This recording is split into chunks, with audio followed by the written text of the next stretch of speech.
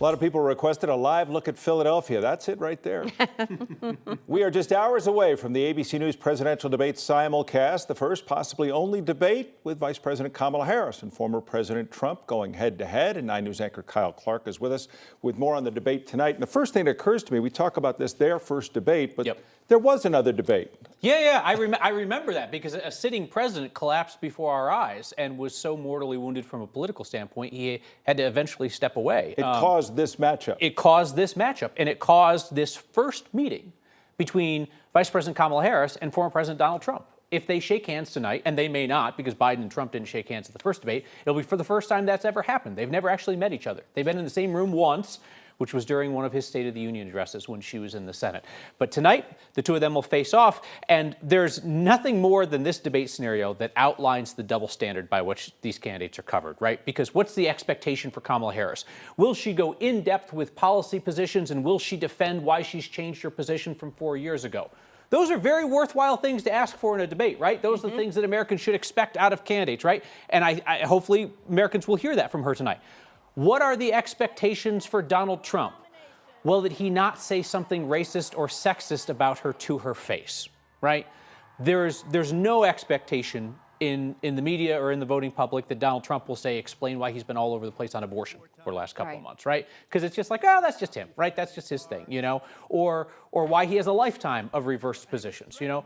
That's just kind of baked in. That's Donald Trump. So the pressure is on her, right, to introduce herself to the public. Because when you look at the polling, there are not many Americans that are like, I want to learn more about that Donald Trump guy, right? They know. But is there more pressure actually on the moderators? Because you sat in this chair, you were on NPR yesterday talking about the difficulty of sitting in that chair and trying to moderate, corral a debate, and especially one with Donald Trump in it.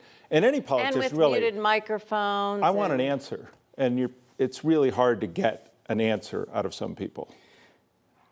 Moderating debates is difficult if you want to do it respectfully on behalf of the viewer. I will say we have never encountered in our years of debate here somebody who lies with the frequency as Donald Trump, right? That's very, very well documented. So that's a tremendous challenge for debate moderators. If they choose the hands-off approach, like what we saw from CNN in the last debate, he will make a fool of you. He just will, right? And what you hear journalists say afterwards is, well, we chose not to fact check. That was up to the opponent.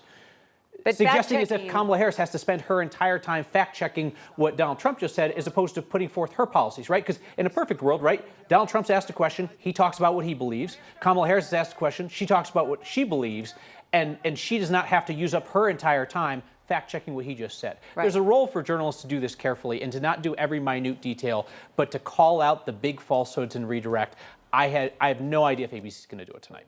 And the thing of it is, we sometimes say, oh, how many people pay attention to debates? The last one changed everything. So it does matter. Absolutely. And it's not just the people watching live, right? People see it in clips. They see the moments. That's and if we ever doubted the power, as you both have pointed out, it took out a sitting president because it revealed him as an old man who sometimes has very old man moments, and people in his own party weren't comfortable with it. We're glad you could join us. I know you kind of have the night off with the debate, that there is no Next tonight. No Next tonight. No Next tonight. We're working on some other stories. We'll be back tomorrow night with Next, and I'll be on at 9 and 10, breaking down what we heard and saw in the debate. Marshall Zellinger will be along to fact check. All right. Thanks for the visit.